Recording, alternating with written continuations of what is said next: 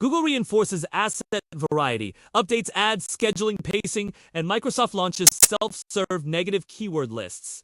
It also confirmed updates to how budget pacing works for certain campaigns using ad scheduling. With sponsor index backlinks and pages, fast ultimate indexing.com. Meanwhile, Microsoft launched self-serve negative keyword lists, including open beta support for Performance Max, Butler stated. She also tied asset breadth directly to eligibility across formats and queries.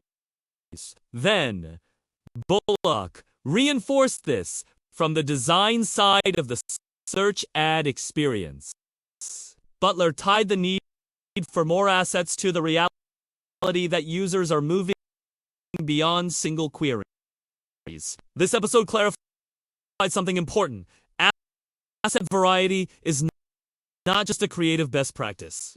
If an asset only serves in certain contexts, that can still be the exact scenario where it matters most. Ginny Marvin framed the practical takeaway in a way that mirrors what many PPC pros are seeing in account work today. She explicitly pushed advertisers not to over-index on impressions by asset and to stay focused on overall ad performance.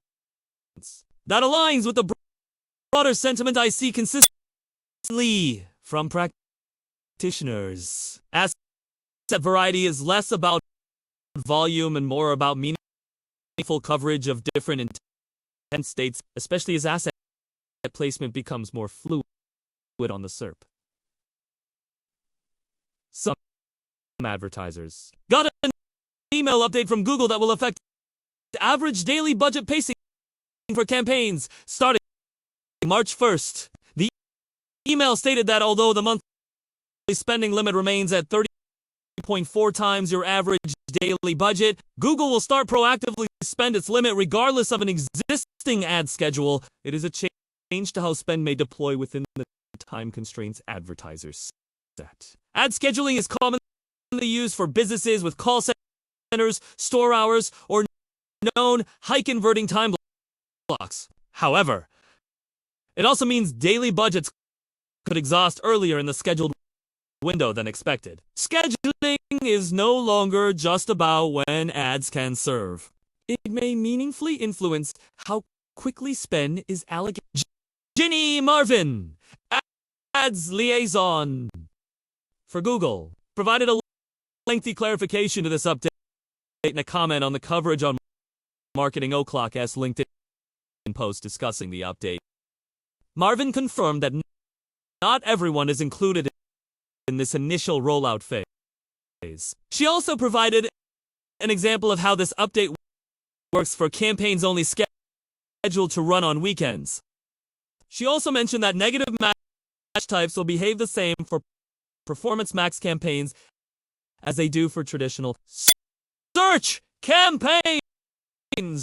With Microsoft rolling out self-serve negative keyword lists, advertisers now have more direct control across campaign types, including open beta support for Performance Max. From a workflow standpoint, it brings Microsoft closer to what search practitioners expect as a baseline control layer, like in Google Ads. Hopkins' LinkedIn post showed support and engagement from many advertisers, including Nauman Yunus Lodi, director at Nauman provided useful feedback to Microsoft Ads. Hopkins responded that she intends to take that feedback to the Microsoft team for further review. Google is encouraging advertisers to provide more asset breadth so the system can assemble ads across more queries and formats.